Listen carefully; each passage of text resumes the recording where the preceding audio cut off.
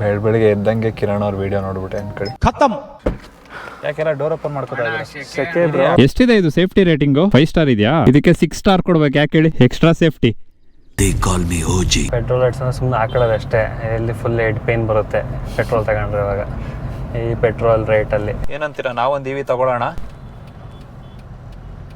ಮಾತು ಬೆಳ್ಳಿ, ಮೌನ ಬಂಗಾರ. ಇದೊಂದು ಕಷ್ಟ ಅವರು ಇಲ್ಲಿ ಚಾರ್ಜಿಂಗ್ ಆಗಲ್ಲ, ಇಡ್ಸ್ತಲ್ಲ.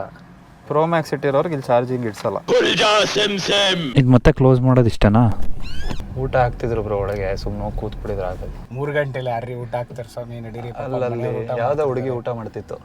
ಅದೇ ಹೇಳಿ ಮ್ಯಾಟ್ರ್. ಚೆನ್ನಾಗಿರೋ ಹುಡುಗಿರ್ ಸಿಕ್ಕಿದ್ರೆ ಬಿಡಲ್ಲ ಅಲ್ವಾ? ಸುಮಾರಾಗಿರೋ ಸಿಕ್ಕಿದ್ರು ಬಿಡಲ್ಲ. ಪೆಟ್ರೋಲ್ ಬಂಕ್ ಇಲ್ಲ ಅಂದ್ರೆ ಒಂದು ಕ್ಯಾನ್ ಕ್ಯಾರಿ ಮಾಡ್ಬೋದು. ನಾನು ಕರೆಂಟ್ ಕ್ಯಾರಿ ಮಾಡೋಕ್ಕಾಗತ್ತಾ ಒಂದು ಬ್ಯಾಕೆಟ್ ಅಲ್ಲಿ?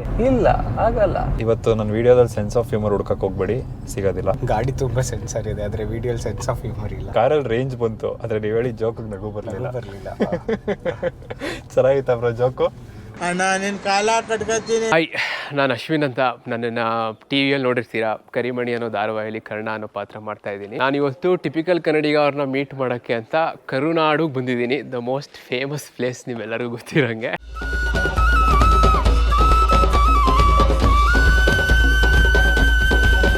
ಹೆಂಗೆ ಬ್ರೋ ಇದು ಡ್ರೈವರ್? ಅಲ್ಲಿ ಬ್ರೇಕ್ ಅಪ್ಲೈ ಮಾಡ್ಬೇಕು ಫಸ್ಟ್. ಇಲ್ಲಿ ಏನೇ ಚೇಂಜ್ ಮಾಡ್ಬೇಕು ಅಂದ್ರೆ ಬ್ರೇಕ್ ಅಪ್ಲೈ ಮಾಡ್ಕೋಬೇಕು. ಇದು ಆಟೋ ಹೋಲ್ಡ್ ಫಂಕ್ಷನ್ ಇರುತ್ತೆ. ಸೊ ಅಂಟಿಲ್ ಅಂಡ್ ಅನ್ಲೆಸ್ ನೀವು ಆಕ್ಸಿಲೇಟರ್ ಕೊಡೋ ತನಕ ವೆಹಿಕಲ್ ಮುಂದಕ್ಕೆ ಮೂವ್ ಆಗಲ್ಲ.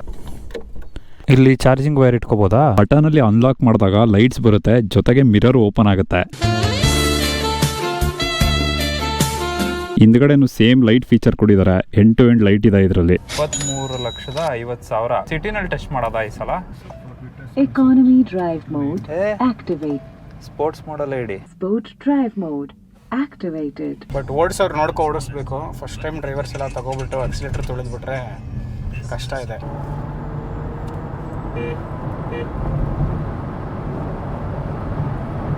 ನೀವು ಇವಿನ ಕುದುರೆ ಓಡಿಸ್ತಾ ಇದ್ದೀರಾ.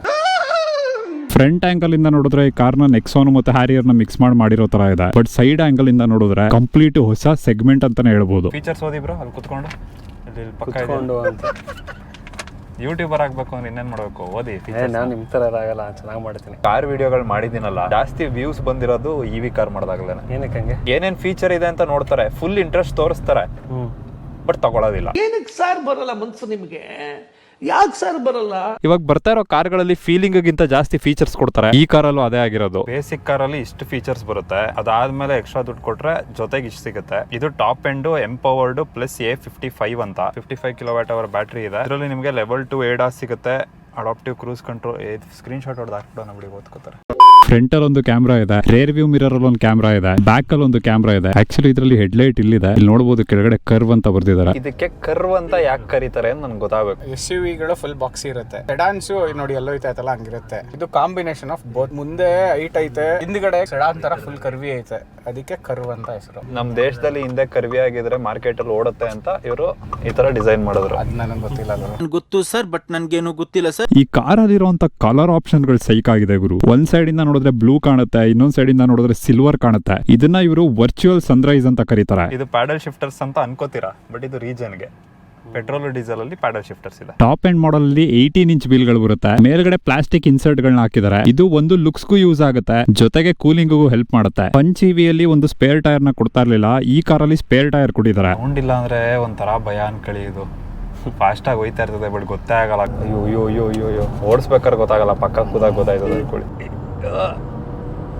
ಎದೆ ಮೇಲೆ ಯಾರೋ ಕೂತಂಗ ಆಯ್ತದ ಬ್ರೋ. ಇದು ಪ್ಯಾಟಲ್ ಮೆತ್ಕೋತಿ ಬ್ರೋ, ಭಯ ಆಯ್ತದೆ. ಭಯವೇಕೆ ಏನಾಗಬಹುದು, ಸಾವಿಗಿಂತಲೂ ಮಿಗಿಲಾಗಿ ಇನ್ನೇನಾಗಬಹುದು. ಸೈಡ್ ಅಲ್ಲಿ ಚಿಕ್ಕದಾಗಿರುವಂತ ಡೋರ್ ಪಾಕೆಟ್ ಹಾಕಿದ್ದಾರೆ, ಅದಕ್ಕೆ ಇವರು ಚಿಕ್ಕದಾಗಿರುವಂತ ಬಾಟ್ಲ್ ಇಟ್ಟಿದ್ದಾರೆ. ಇದರಲ್ಲಿರೋ ನೀರಿನ ಬಾಟ್ಲ್ ಕೂಡ ಟಾಟಾ ಕಂಪನಿ ಇದೆ. ಮನೇಲಿ ಚಾರ್ಜ್ ಮಾಡಿದ್ರೆ ಒಂದ್ ಫುಲ್ ಚಾರ್ಜ್ 12 ಅವರ್ ತಗೊಳುತ್ತೆ, 400 ರೂಪಾಯಿ ಆಗುತ್ತೆ. ಹೊರಗಡೆ ಚಾರ್ಜ್ ಮಾಡಿದ್ರೆ 1000ದಿಂದ 1500 ಆಗುತ್ತೆ. ಏನಕ್ಕೆ ಅಂದ್ರೆ ಅದು ಕಮರ್ಷಿಯಲ್, ಅಂದ್ರೆ ಬೇಗ ಚಾರ್ಜ್ ಆಗುತ್ತೆ. ಬಟ್ ನೀವು ಅದನ್ನೇ ಫುಲ್ ಟ್ಯಾಂಕ್ ಪೆಟ್ರೋಲ್ ಇಲ್ಲ ಡೀಸೆಲ್ ಹಾಕ್ಸ್ತೀರಾ ಅಂದ್ರೆ ಮಿನಿಮಮ್ 2,500 ಇಂದ 3,000 ರೂಪಾಯಿ ಬೇಕು. ಸೊ ಫ್ಯೂಯಲ್ ಅಲ್ಲಿ 2,500 ರೂಪಾಯಿ ಉಳಿತು ಒಂದು ಫುಲ್ ಟ್ಯಾಂಕ್ಗೆ.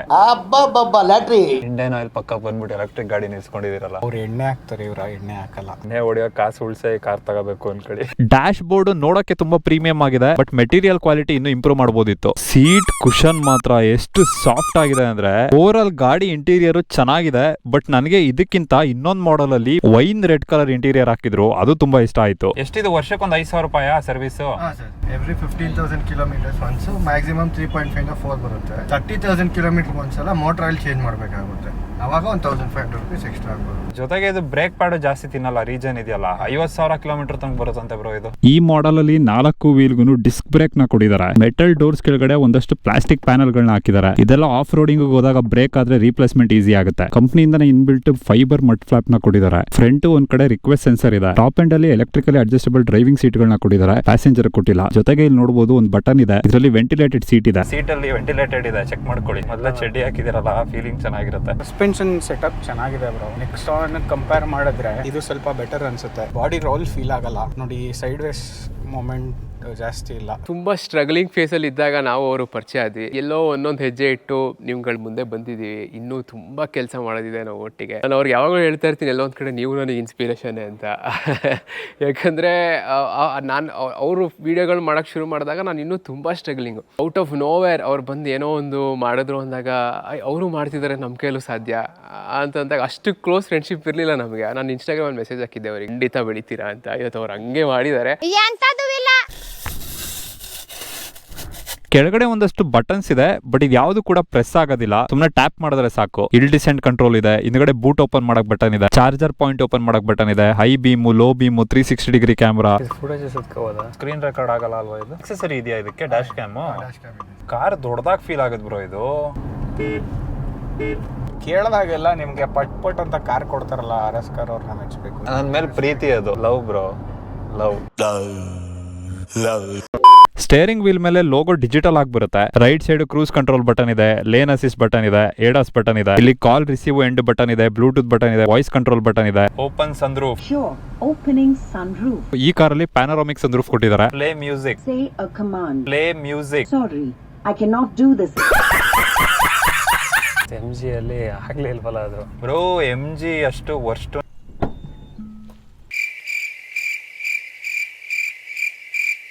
ಇದರಲ್ಲಿ 500 ಲೀಟರ್ ಬೂಟ್ ಕೆಪಾಸಿಟಿ ಕೊಟ್ಟಿದ್ದಾರೆ. ಹಿಂದ್ಗಡೆನು JBL ಸ್ಪೀಕರ್ ಹಾಕಿದ್ದಾರೆ.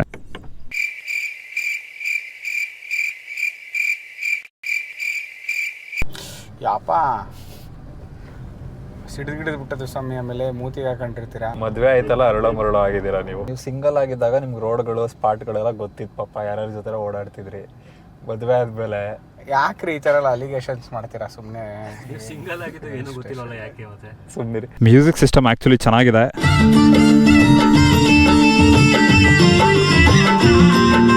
Kids sleeping in the back.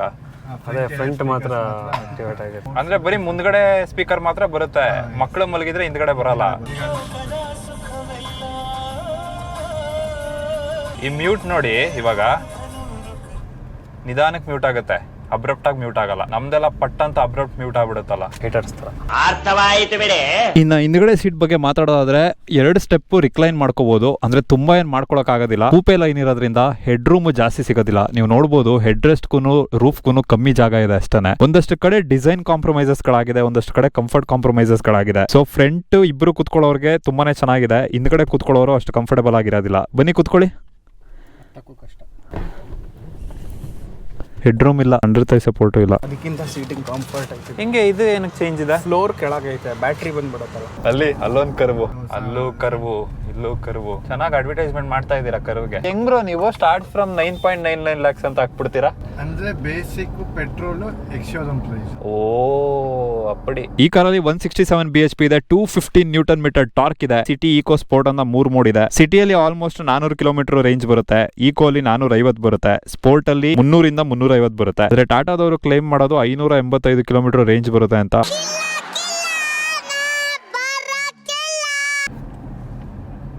ಮುಂದ್ಗಡೆ ಬೈಕ್ ಹೋಯ್ತಲ್ಲ, ನಾನು ಹಿಂಗೆ ರೈಟ್ಗೆ ಎಳೆದ್ರೆ ಸ್ಟೇರಿಂಗು ಸ್ವಲ್ಪ ಲೆಫ್ಟಿಗೆ ಮಾಡ್ತಾ ಅನ್ಕೊಳ್ಳಿ. ಅದು ರೈಟ್ಗೆ ಹೋಗ್ತಿರೋ ಅದನ್ನ ಸ್ಟಾಪ್ ಮಾಡೋದು ಸೆನ್ಸೇಷನ್ ಗೊತ್ತಾಯ್ತಾ? ಎಳೆಯುತ್ತಾ ಇದು ಈ ಕಡೆಗೆ, ಮತ್ತೆ ವೈಬ್ರೇಟ್ ಆಯ್ತದೆ ಸ್ಟೇರಿಂಗು. ಇದರಲ್ಲಿ ಡ್ರೈವರು, ಪ್ಯಾಸೆಂಜರು, ಕರ್ಟನ್, ಸೈಡು, ಹಿಂದೆ, ಮುಂದೆ, ಮೇಲೆ, ಕೆಳಗೆ ಎಲ್ಲಾ ಕಡೆ ಏರ್ ಬ್ಯಾಗ್ ಕೊಟ್ಟಿದ್ದಾರೆ. ಸಿಂಗಲ್ ಡ್ರೈವ್ ಹೋಗ್ಬೇಕಾದ್ರೆ ಪ್ಯಾಸೆಂಜರು ಮತ್ತೆ ಹಿಂದ್ಗಡೆ ಇರೋ ಏರ್ ಬ್ಯಾಗ್ ಗಳು ಡಿಸೇಬಲ್ ಮಾಡ್ಕೋಬಹುದಂತೆ. ಸಿಂಗಲ್ ಹೋಗ್ಬೇಕಾದ್ರೆ ಎಲ್ಲರೂ ನೀವು ಕೊಲ್ಯೂಷನ್ ಆಯ್ತು ಅಂದ್ರೆ 2 ಏರ್ ಬ್ಯಾಗ್ ಓಪನ್ ಆಗುತ್ತಲ್ಲ. ಏರ್ ಬ್ಯಾಗ್ ಇರೋ ಕಾರ್ಗಳು ಜನ ಅದಕ್ಕೆ ಚೂಸ್ ಮಾಡ್ತಿರ್ಲಿಲ್ಲ. ಸೇಫ್ಟಿ ಜಾಸ್ತಿ ಅಲ್ಲ, ಖರ್ಚು ಜಾಸ್ತಿ ಆಯ್ತಾ. ಇದು ಕಾರ್ ಓಡಿಸ್ಬೇಕಾದ್ರೆ ತೂಕುಡಿಸಿದ್ರೆ ವಾರ್ನಿಂಗ್ ಕೊಡುತ್ತಾ ಕಾಫಿ ಕುಡೀರಿ ಅಂತ ಹೇಳುತ್ತಾ. ನನಗೆ ಇಷ್ಟ ಆಯ್ತು ಬ್ರೋ ಫೀಚರ್. ಅಟ್ಲೀಸ್ಟ್ ಒಂದು ಹುಡುಗಿ ಕಾರ್ ಆದ್ರೂ ಕಾಫಿ ಕರಿಯತ್ತಲ್ಲ. ಈಗ ಹೇಳ್ಕೊಂಡೆ ಎಲ್ಲ ಹೆಂಗಸ್ರು ಆಟ ಆಡಿಸ್ತಿದ್ದಪ್ಪ ಅವನು. ಹಿಂದೆ ವ್ಯೂ ಇಷ್ಟ ಐತೆ. Inspired by Lamborghini. ಯೂಶಲಿ ನಿಮ್ಗೆಲ್ಲ ಕೂಪ್ ಎಸ್ ಯು ವಿ ಅಂದ್ರೆ ಫಸ್ಟ್ ತಲೆಗೆ ಬರೋದು ಉರುಸು. ಇವಾಗ ಸಿಟ್ರಾನ್ ಅಲ್ಲಿ ಬಸಾಲ್ಟ್ ಅನ್ನೋ ಕಾರ್ಗೂ ಸೇಮ್ ಡಿಸೈನ್ ಮಾಡಿದಾರೆ. ಇದ್ರಲ್ಲಿ ಪಿಕ್ಚರ್ ನೋಡ್ಬೋದಾ? ಹಾಟ್ ಸ್ಟಾರ್ ಅಥವಾ ಅಮೆಝಾನ್ ಅದ್ರ ಸಬ್ಸ್ಕ್ರಿಪ್ಷನ್ಸ್ ಇತ್ತು ಅಂದ್ರೆ ಐಡಿ ಪಾಸ್ವರ್ಡ್ ಕೊಟ್ಬಿಟ್ಟು ನೀವು ಇಲ್ಲೇ ಫಿಲಮ್ಸ್, ಜಿಯೋ ಗೇಮ್ಸ್ ಎಲ್ಲ ಮಾಡ್ಬೋದು. ಬಟ್ ವೆಹಿಕಲ್ ಸ್ಟಿಲ್ ಆಗಿರ್ಬೇಕು. ಇದು ಗೇಮ್ ಆಡ್ಬೋದಾ ಇಲ್ಲಿ ಸ್ಟೇರಿಂಗ್ ವೀಲಿಂಗ್ ಹಾಕೊಂಡು? ಇವ್ನ ಸೆಡೆ ನನ್ ಮಗ. ಈ ಕಾಪ್ಸ್ ಗಳು ಹೆದ್ದಾರಿ ಗಸ್ತು ಹೊಡೆಯೋರ್ಗೆಲ್ಲ ಎಲೆಕ್ಟ್ರಿಕ್ ಕಾರ್ ಕೊಟ್ರೆ ಹೆಂಗೆ ಬ್ರೋ? ಎಲ್ಲಕ್ಕಿಂತ ಬೆಸ್ಟ್ ಏನ್ ಗೊತ್ತಾ, ಬಿಡಿ ಐಡಿಯಾ ಹೇಳೋದ್ ಬೇಡ. ಕದ್ ಬಿಡ್ತಾರೆ. ಪ್ರೈವೇಟ್ ಆಗಿರುವಾಗ ಒಂದ್ಸತಿ ಕ್ಯಾಮ್ರಾ ಇಲ್ದೇ ಆದಾಗ 8 ವರ್ಷದ ತನಕ ಬ್ಯಾಟ್ರಿ ವಾರಂಟಿ ಇದೆ. ಇಲ್ಲಾಂದ್ರೆ 1,60,000 ಕಿಲೋಮೀಟರ್ ಯಾವ್ದು ಬೇಗ ಬರುತ್ತೆ ಅದು. ಇವಿ ಕಾರ್ಗಳದ್ದು ಮೇನ್ ಜನ ಯೋಚನೆ ಮಾಡೋದು ಒಂದೇನು ಅಂದ್ರೆ ಸಡನ್ ಆಗಿ ಚಾರ್ಜ್ ಖಾಲಿ ಆಗ್ಬಿಟ್ರೆ ಏನ್ ಮಾಡೋದು ಅಂತ ಭಯ ಬ್ರೋ. ಇವಾಗ ನೋಡಿ ಎತ್ಕೊಂಡೆಲ್ಲ ಮಡಿಕೇರಿ ಕಡೆನೋ ಎಲ್ಲ ಒಳ್ಳೆ ಇಂಟೀರಿಯರ್ ಹೋಗ್ತೀನಿ ಅನ್ಕೊಳ್ಳಿ, ಅಲ್ಲಿ ಚಾರ್ಜ್ಗೆ ಎಲ್ಲ ಆಪ್ಷನ್ ಸಿಕ್ಕಿಲ್ಲ ಅಂದ್ರೆ ಏನ್ ಮಾಡ್ತಾರೆ, ಅಲ್ಲಿ ಕರೆಂಟ್ ಇಲ್ಲ ಅಂದ್ರೆ ಏನ್ ಮಾಡ್ತಾರೆ.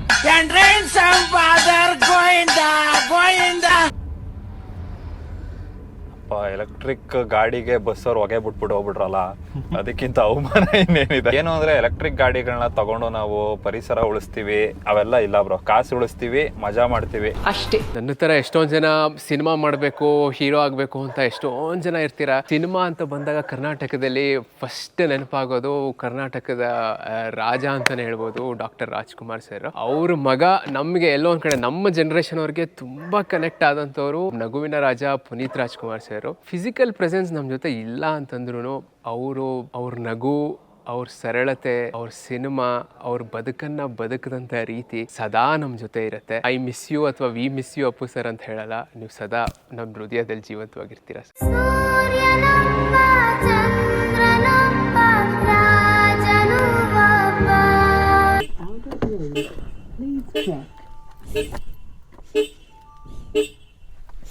ಆಯ್ತಿರವ್ವ. ಅಣ್ಣ ಹೋಗೋಣ, ಆಯ್ತಣ್ಣ. ಓಮ್ನಿ ಅಣ್ಣ ಮುಂದೆ ನಮ್ದೇ ಇದೆ ಬ್ರೋ. ಓಮ್ನಿನ ಇವಿ ಅಲ್ಲಿ ಮಾಡ್ಬೇಕು ಬ್ರೋ. ಕಿಡ್ನಾಪ್ ಮಾಡಕ್ ಈಸಿ ಆಗುತ್ತೆ, ಸೈಲೆಂಟ್ ಆಗಿ ಬಂದು ಎತ್ತಾಕ ಹೋಗ್ಬಿಡ್ಬೋದು. ನೋಡಿ ನಿಮ್ ತಲೆಯಲ್ಲಿ ಎಂತೆಂತ ಐಡಿಯಾಸ್ ಬರುತ್ತೆ ಅಂತ ಇದು ಪ್ರೂಫ್.